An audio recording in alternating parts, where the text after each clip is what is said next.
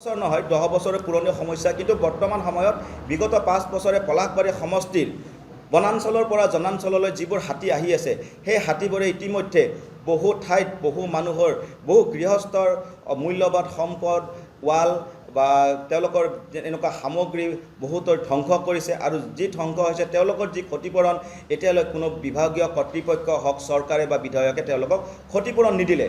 তাৰ উপৰি দুখৰ কথা, তাত বহু মানুহৰ মৃত্যুও হৈছে। মৃত্যু হোৱা মানুহখিনিৰ কাৰণে তেওঁলোকে একো নকৰিলে।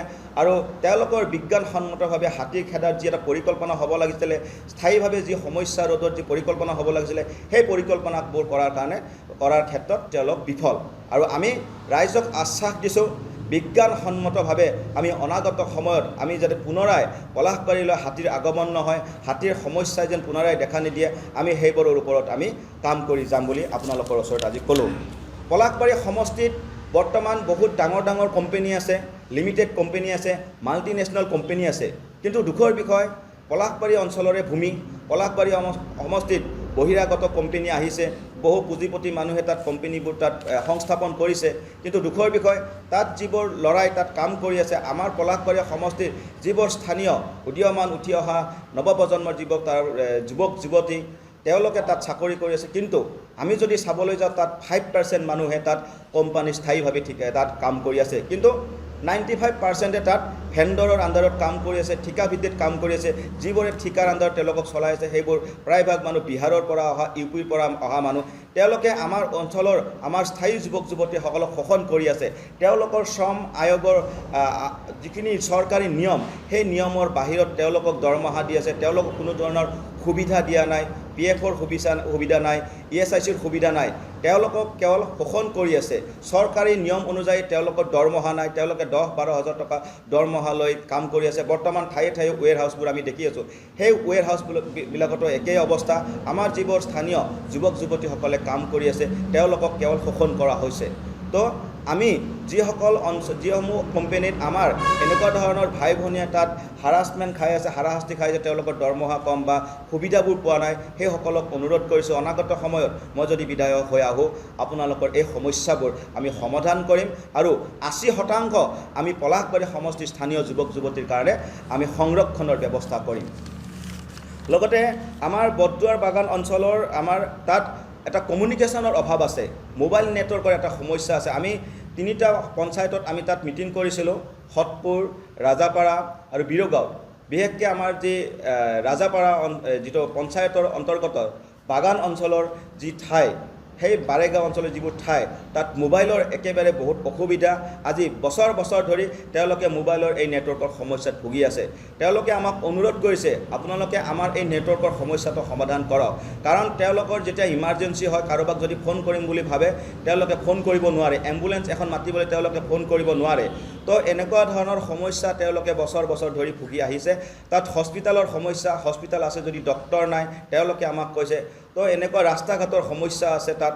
তো আমি যদিহে সেই অঞ্চলৰ ৰাইজে, পলাশবাৰী অঞ্চলৰ ৰাইজে আমাক বিধায়ক হিচাপে তেওঁলোকে আমাক বাছনি কৰে, আমি অনাগত 5 বছৰৰ ভিতৰত আমি মোবাইল নেটৱৰ্কৰ সমস্যা আমি সমাধান কৰিম। তাত আমি কোম্পানীসমূহৰ লগত কথা পাতি, টাৱাৰ নেটৱৰ্ক কোম্পানীসমূহৰ লগত কথা পাতি আমি তাত নেটৱৰ্কৰ ব্যৱস্থা সুবিধাজনক কৰি দিম। লগতে সেই অঞ্চলৰ যিবোৰ ছাত্ৰ ছাত্ৰী আছে, আমাৰ যিহেতুকে বটদুৱাৰ বাগান অঞ্চলত তাত মহাবিদ্যালয় নাই, উচ্চ শিক্ষাৰ কাৰণে সেই অঞ্চলৰ ছাত্ৰ ছাত্ৰীবোৰে DK college, Rampur college, DK girls কলেজত তেওঁলোকে পঢ়িবলৈ আহে। পঢ়িবলৈ আহোঁতে তাত সেই অঞ্চলৰ ছাত্ৰ ছাত্ৰীসকলে বাছৰ ক্ষেত্ৰত, ট্ৰেন্সপৰ্টৰ ক্ষেত্ৰত বহুত তেওঁলোকে অসুবিধাৰ সন্মুখীন হয়। আৰু তেওঁলোকে যি বাছৰ যিবোৰ ভাড়া হয়, সেই ভাড়াবোৰ বহু টকা হয় বুলি তেওঁলোকে ছাত্ৰ ছাত্ৰীসকলে আমাক জনাইছে। অনাগত সময়ত মই বিধায়ক হ'লে সেই অঞ্চলৰ ছাত্ৰ ছাত্ৰীসকলৰ ক্ষেত্ৰত আমি বিশেষ বাছ সেৱাৰ আমি সুবিধা কৰিম। সেই অঞ্চলৰ যিবোৰ ছাত্ৰ ছাত্ৰী বটদুৱাৰ বাগান অঞ্চলৰ পৰা যিবোৰ ছাত্ৰ ছাত্ৰীয়ে মিৰ্জা অঞ্চললৈ পঢ়িব আহিব, সেই অঞ্চলৰ ছাত্ৰ ছাত্ৰীসকলৰ আমি বিশেষ বাছ সেৱাৰ আমি এটা ৰেহাইমূলকভাৱে আমি তেওঁলোকৰ বাছ সেৱাৰ আমি সুবিধা কৰি দিম। লগতে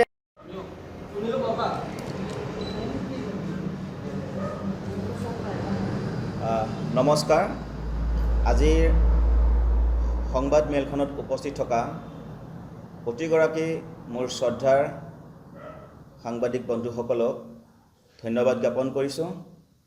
আৰু লগতে আপোনালোকৰ মাধ্যমৰ জৰিয়তে মই পলাশবাৰী সমষ্টিৰ সমূহ ভোটাৰ ৰাইজক সেৱা তথা মোৰ শ্ৰদ্ধা জনাইছোঁ।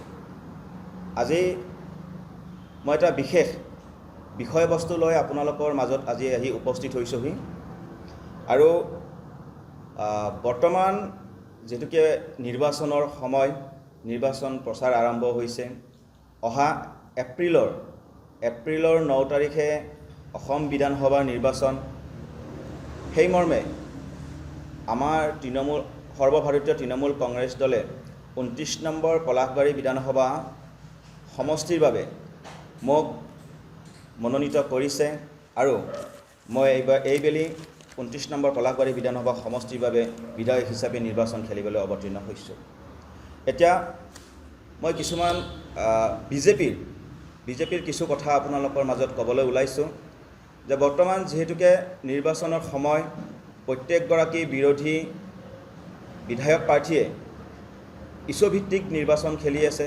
পলাশবাৰী সমষ্টিৰ বিষয়বস্তু সমস্যাক লৈ আমি এই সমস্যাবোৰ বিষয়বস্তু হিচাপে আমি উপস্থাপন কৰি আমি ৰাইজৰ মাজেৰে গৈ আছোঁ।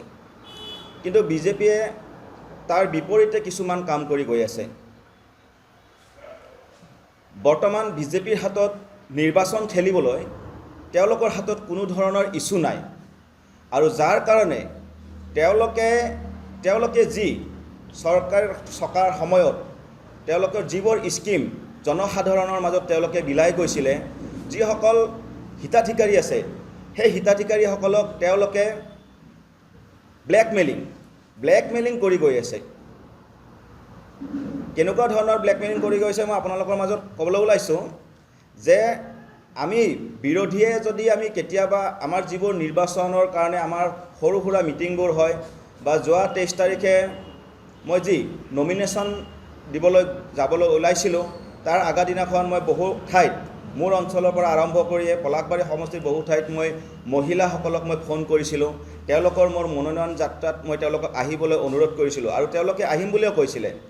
কিন্তু যেতিয়া বিজেপিৰ এজেণ্টবোৰে গম পালে, বিজেপিৰ ৱাৰ্ড মেম্বাৰবোৰে গম পালে, তেওঁলোকে সেই হিতাধিকাৰীসকলৰ ঘৰে ঘৰে গৈ, হিতাধিকাৰী বুলি ক'বলৈ গ'লে যিসকলে অৰুণোদয় আঁচনি পাই আছে বা পাইছিলে, যিসকলে অৰুণোদয় আঁচনি পাইছিলে, যিসকলে 10,000 টকাকৈ আত্মসহায়ক গোটৰ জৰিয়তে তেওঁলোকে পাইছে টকা, যিসকলে ঘৰ পাইছে, যিসকলে সুলভ মূল্যৰ ৰেচন কাৰ্ডৰ জৰিয়তে তেওঁলোক যিসকলে বস্তু পাই আছে, সেই সকলো হিতাধিকাৰীক তেওঁলোকে ঘৰে ঘৰে গৈ তেওঁলোকে আমাৰ মনোনয়ন পত্ৰৰ যি যাত্ৰা সেই যাত্ৰাত অংশগ্ৰহণ কৰাৰ কাৰণে তেওঁলোকক ভয় খুৱাইছে, ভয় ভাবুকি দিছে।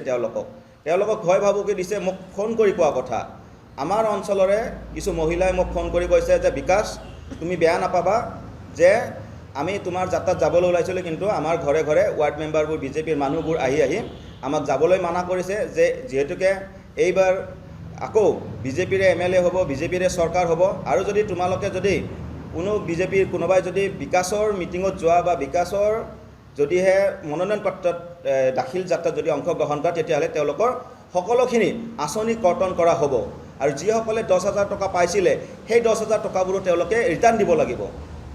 তো এনেকুৱা ধৰণৰ ভয় ভাবুকি তেওঁলোকক দেখুৱাই কিনে তেওঁলোকে মানুহবোৰক তেওঁলোকে এটা হাতৰ মুঠিত ৰাখিব বিচাৰিছে।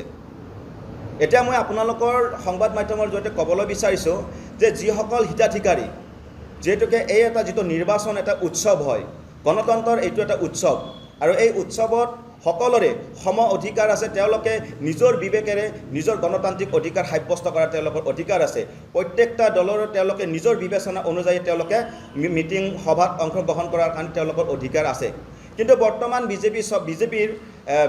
বিজেপিৰ যিবোৰ প্ৰাৰ্থী বা বিজেপিৰ যিবোৰ নেতা, বিজেপিৰ যিবোৰ দালাল, তেওঁলোকে এক পক্ষত গৈ তেওঁলোকে সেই মানুহবিলাকৰ তেওঁলোকৰ যি গণতন্ত্ৰৰ যি অধিকাৰ, তেওঁলোকৰ সেই অধিকাৰবোৰ খৰ্ব কৰি তেওঁলোকে এক প্ৰকাৰ তেওঁলোকে ভোট বেংক হিচাপে ব্যৱহাৰ কৰিছে। মানে এনেকৈ বুজাইছে যে তেওঁলোকে 9,000 টকা দি অৰুণোদয় আঁচনিৰ জৰিয়তে 10,000 তেওঁলোকে দি বা তেওঁলোকে যিবোৰ ঘৰত দি তেওঁলোকে আচলতে মানুহখিনিক তাৰমানে কিনি ৰাখিছে। তেওঁলোকে সেইটো যিকোনো খবৰৰ বাবে যোগাযোগ কৰক আমাৰ এই নম্বৰত 9181 307 2221।